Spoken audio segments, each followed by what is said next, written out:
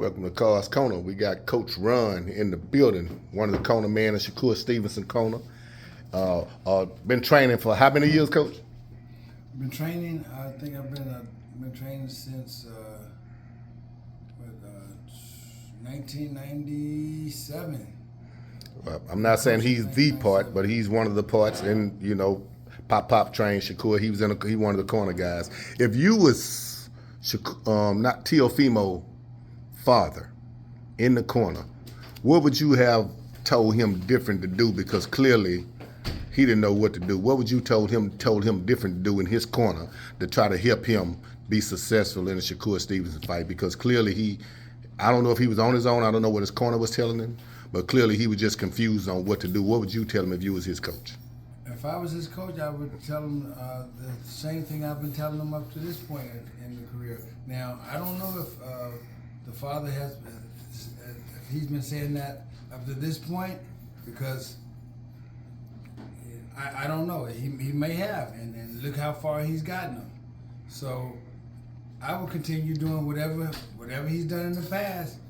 Continue on that menu. So but I don't know what that is. I don't know if it's the same thing that he did Saturday night, or he might have did something different. I don't know that.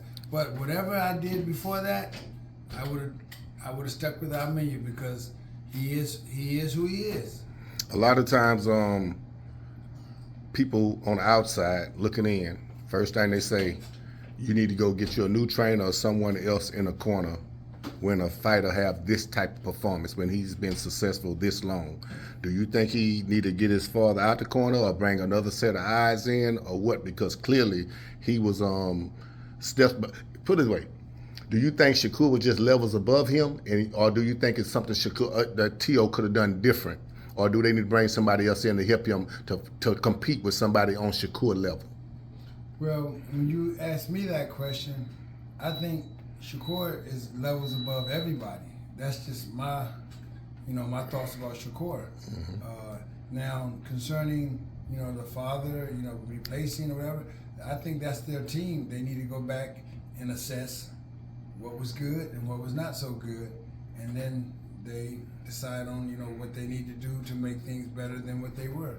So I'm not gonna, blame it on any one person. Every boxer has every boxer is different, and you get to each boxer a different way, and maybe his father knows how to get to him and to make him apply what needs to be applied, if that's what he's been doing. Because look how far they've gotten. Mm-hmm. So I can't question. I can't question what's going on with their camp, because I really don't know. As a trainer, foot placement means a lot, right? Normally you want to get your lead foot on the outside foot of your opponent, right? I saw T.O. outside foot on the inside of Shakur. He got knocked off balance all night.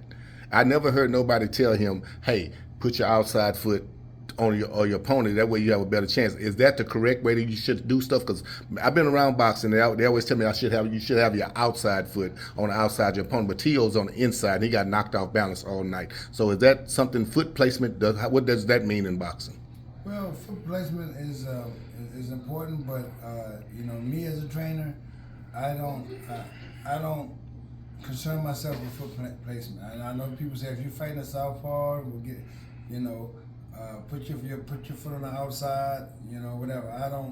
I don't worry about foot placement. And the reason why I don't worry about foot placement, because while the boxers worry about where his foot is, guess what? He's getting hit. Right. Don't need to be looking down at somebody's feet. So what I think is, guess what? You have to be first. You know what I'm saying? You move first. If I move to the left first, guess what? I'm gonna be on that side first.